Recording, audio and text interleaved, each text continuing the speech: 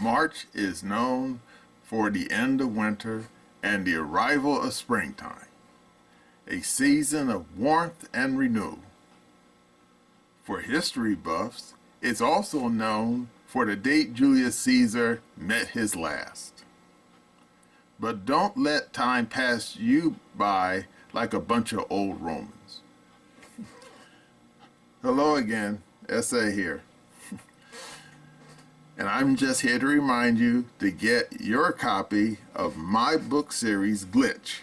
It's available on Barnes & Noble and other fine bookstores, as well as Amazon. The links are down below in the description.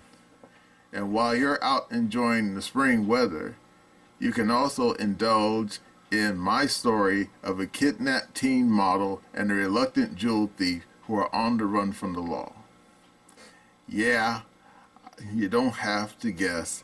I still have other books coming down the pike. So as long as I don't run into any difficulties.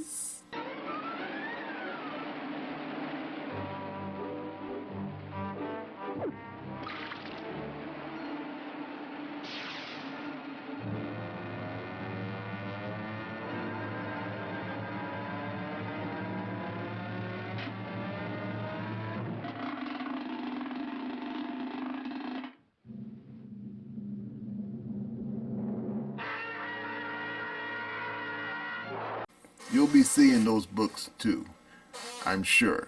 Now let's get back to the video. Hello again, SA here. What does it mean to run for elected office? Simple. If you go back in time to antiquity, it means you basically have a plebiscite. People get together, people throw their hat in the ring, and they run for office. Sometimes you win, sometimes you lose. One man, one vote. Or one man or one woman, one vote. That's the way it's always been. That's the way it works. And sometimes people will say, well, I don't like who's running. I'm probably not going to vote this time around. Hey, that's fair. I mean, there's no law that says you have to vote. It's an opportunity. And in these United States, it's a right, a citizenship. And therefore, if you're a citizen, you get the right to vote. Doesn't mean you have to, but you have that right. But what do you do if there's an election and you don't like who's running? Do you just sit it out? Or do you just say, I'll vote, for somebody else? Or make a protest vote? And indeed, way back when Dukakis ran for president, I didn't like the guy. The guy came off to me like a cold fish. Problem is, I didn't think much of George Herbert Walker Bush either. So who did I vote for? I left that part of the ballot blank. Now you say, well, that just means Bush won. Well, he was going to win anyway. So my vote, you can say if it mattered or not. Well, let's just say my not voting for Dukakis was a form of protest vote. And indeed, when Bill Clinton ran for president, back in '92, I didn't vote for him. Why? Slick Willie. That's why. I mean, there was something about him that just I didn't like. He seemed too smooth, like a confidence man, a flim-flam man. And besides, Ross Perot, he was saying a lot of things that made sense, about NAFTA. And I said, I'd like to cut this man's jib. I think I want to listen to him a little more. And I voted for Ross Perot. And I wasn't alone either. Think about almost, 18% of the electorate vote for Ross Perot? So there you go. And indeed, 92 election, Bill Clinton won, but he won with less than 50% of the vote. Because multiple people said that if Ross Perot hadn't run, Bush would have won that election. You sure about that? Because I think all those people who voted for Ross Perot likely probably wouldn't have voted at all if they had choice between old Slick Willie and old George Herbert Walker Bush. Yeah. If Ross Perot wasn't on the ballot, I probably would have left the thing blank again. Well, just recently, we had the primary in Michigan. And in Michigan, if you don't like who's running, you can put on the ballot uncommitted. And guess what? On the Democratic side of the primary, a lot of people did just that. How many? Well, according to Red Eagle Politics, they said that the number of people who voted for uncommitted in the Democratic primary in Michigan was 13.3%. Now, in actual raw numbers, that's over 100,000 votes. Now, you say, well, that doesn't seem like a whole lot. Yeah, that's true, especially when you consider that the number of votes that were cast altogether was, 762,000? And yes, Joe Biden did get the lion's share of those votes. But wait for it. You ready? According to old Red Eagle, those 100,000 people who voted uncommitted and, wait for it, voted for Marianne Williamson. And you say, what? She's still running? Yeah, she's still running. As well as some guy called Dean Phillips. He's running too. But altogether, combining those, the uncommitted, along with Williams and Phillips, altogether, we're talking like 100 and almost 150,000 votes. Or in grand total, because Williamson got 3% of the vote, as well as Phillips got 2.7% of the vote. That's damn near almost, yeah, it's 17%, I think. Yeah. No, that's like almost 19% of the vote went against Biden. And you say, well, so what? Well, according to Red Eagle, his margin of victory in Michigan was less than that. So if you have that many people not voting for Biden, what do you think's going to happen in general election? Are they going to vote for Trump? Probably not. They'll probably do what I did. They'll probably just sit at home, sit this one out. And that's not good for Biden. That's bad. And then, of course, you say, well, why these people didn't vote for Biden? Are you kidding me? Well, the primary reason is probably the economy. The economy sucks. And, of course, right now, you probably say, oh, but people on CNN, MSNBC, they said the economy's good. Is it? When the last time you went to the supermarket, how much was bacon? How much was milk? How much was eggs? How much was a loaf of bread? And then ask yourself, back when the old dreaded orange man was in office, how much was that milk, that eggs, that loaf of bread, that bacon? I can tell you now, it wasn't where it is now. Because back when the old orange man was in office, a 3-pound package of bacon was less than $10. How much is it now? Well, if you go to Smart and Final, that damn bacon now is like $13. Yep. So you tell me, is the economy doing well, or is it only doing well for Nancy Pelosi and all those rich cronies and her rich cronies over there at the DNC Central? Yeah, they're doing well, thank you very much. All those damn insider trading that you and I can't do, because if we try to insider trade, we go to prison.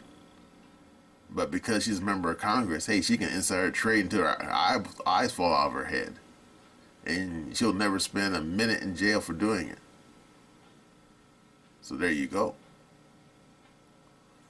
But yeah, the economy is not doing well. And wait for it, you have the Muslim factor. You say Muslim factor? Yeah, there's a lot of Muslims that live in Michigan. Why? I don't know. Gets cold in Michigan in the wintertime. And you figure these Muslim crowd, they want to hang out someplace that's a lot like the place they left. Like the Middle East. Someplace like Arizona or New Mexico. I mean, there are places in New Mexico look like could be Saudi Arabia. All just sand dunes. But yeah, the Muslim crowd, they hang out in Dearborn, Michigan. And according to Red Eagle, most of those uncommitted votes came from the Muslim crowd. And you say, why? Obviously, they're Hamas supporters. They support Palestinian rights. They don't like the fact that Netanyahu is bombing the hell out of them. And they think that Biden can do something about it. Really? I guess they never heard of the Israeli lobby, have they? Believe me, if they had, they would know better.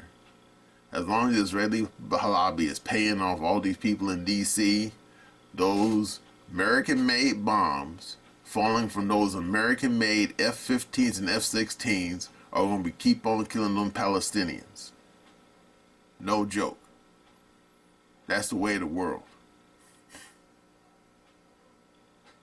But hey, those people in Dearborn, they can do whatever they want. They're citizens. They got rights. They want to vote uncommitted instead of voting for old Sleepy Joe. Hey, let them do it. I got no beef. Now you're probably saying, what about the old Dread Orange Man? How the well did he do? Well, strangely enough, Orange Man did very well, thank you very much. Because while Joe Biden did get 81% of the Democratic vote in Michigan, number-wise, it's only about 618,000 votes. In the meantime, the dreaded Orange Man,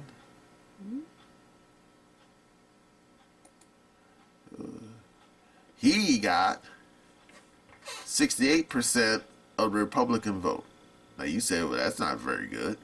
Yeah, but wait for it. You ready? Number-wise, Trump got 756,000 votes, which is more than Joe Biden's number. So you didn't say, well, that makes no sense. How's that possible? Simple. Because the number of registered votes on the Republican side was 1.1 million. And therefore you say, oh, so that's like, yeah, that's like almost 200, that's almost like 250,000 more people voted on the Republican side than was Democrats. Now, some of you smart people are probably saying, but wait a second, isn't Michigan an open primary? Yeah, it is. And now you're probably saying, well, isn't those big chunk of votes on the Republican side actually just Democrats trying to sabotage Trump by voting for Nikki Haley? Hey, you get to the head of the class. That's right. And guess what? It didn't work. Because old neocon Nikki, she got 26% of the vote. Or about 294,000. Now, if it was a closed primary, do you think Nikki Haley's numbers would be that big? I wouldn't bet any money on that. And wait for it, the uncommitted number, the people who didn't want to vote for Trump or neocon Nikki, was small. How small? Let's just say this. Anyone who's been down to the Staples Center here in California probably knows the seating arrangement. I think it's about 50,000 people. Well, guess what? The number of uncommitted on the Republican side of Michigan was less than that number. How small? About 33,000. So there you go. So what does this mean about Joe Biden? Well, apparently, Joe Biden is not as popular as he thinks he is. And wait for it, the Democrats, in their zeal to try to kneecap Trump by supporting Nikki, ain't gonna work. I mean, yeah, Nikki did take a chunk out of Trump's vote. I mean, if Nikki wasn't there, probably the uncommitted number would probably be a little bit higher. And all those Democrats, if it was a closed primary, probably wouldn't be there either. So he probably would have gotten the same number he got.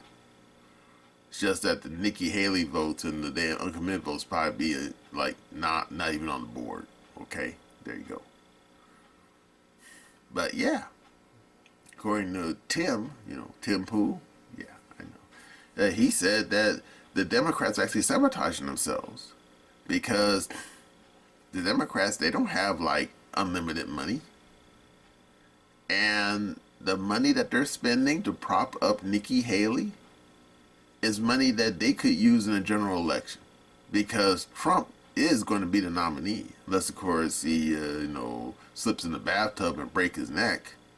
I mean, he's going to be a nominee. And therefore, all this attempt to basically kneecap him by supporting neocon Nikki is a waste of time, waste of resources. And besides, they tried this once before. Yeah, go back to 2016. Because people thought that it was going to be old Jeb Bush was going to be the front runner on the Republican side. But then people like Joe Scarborough and Don Lemon, and of course old Fredo Cuomo, these people, they made a conscious decision to pump up Trump. Why? Because they thought he was a lunkhead. They thought he was a doofus. They thought he was a loud mouth. And they thought he was an ignoramus. Indeed, anyone who's been on the internet knows that back in 2016, there's a lot of videos from people like Tom Hanks, people like Joe Scarborough, people who said Trump, he's a moron, he's an idiot. There's no way this clown's gonna get in the White House. No way, Jose. It's Hillary's for the taking. The election is just a formality. Yeah, and therefore, when Trump was having his rallies, it wasn't a surprise that CNN was showing it live because they thought, yeah, let's everyone see what a moron this Trump guy is, and no one will vote for him. And indeed, Google, unlike nowadays, they didn't try to play a game of hide the football with Trump and his statements. And wait for it, the damn New York Times and Washington Post, they usually printed up what Trump said verbatim because they all thought that no one would vote for this guy. But what they didn't count on was that people were listening to Trump back in 2016, and you know what? They liked what he said. And wait for it, Bernie Sanders was saying the same thing. We should, close up the border. We should stop illegal immigration. I mean, remember, old Bernie back in 2016 said that illegal immigration is a Koch brother initiative because they wanted, free, cheap labor in the United States. And Trump said the same thing. But then, old Hillary, kneecapped old Bernie, and a lot of those Bernie voters, they end up voting for Trump. It just shows that the people were more loyal to their personal interests than loyal to party. And that's why Trump won. And ever since then, Trump has been in the crosshairs of the DNC, the radical left, and if anyone's been paying attention to Matt Taibbi and Glenn Greenwald and their reporting on the damn Crossfire Hurricane, which I'm not going to get into, knows that the deep state's been gunning for Trump as well.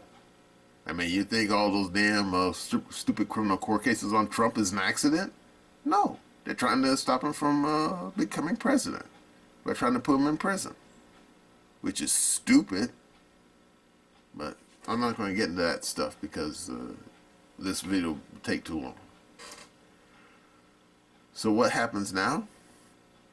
Well, Super Tuesday happens next. And neocon Nikki, if the Democrats are still voting for her, she's probably not going to win Super Tuesday. Will she drop out? If she had more common sense that God gave a rock, she would. I think Neocon Nikki, she is 1 part woman and 3 parts stubborn. And I think that she's going to ride this damn horse until the wheels fall off. But hey, that's her prerogative. If she want to waste her time and Democrats' money running an election that she can't win, well, hey, that's on her. But if the Michigan vote is is somewhat telling what like the general election might turn out, it's a fair bet that Trump has more than even up the odds that he will likely get the nomination and he will likely win the presidency. Unless, of course, he slips on that banana peel coming down the staircase from Trump Force One and break his neck, of course. Well, that's all I'm going to say about about the Michigan primary and how Biden, nobody loves him. And that's my opinion.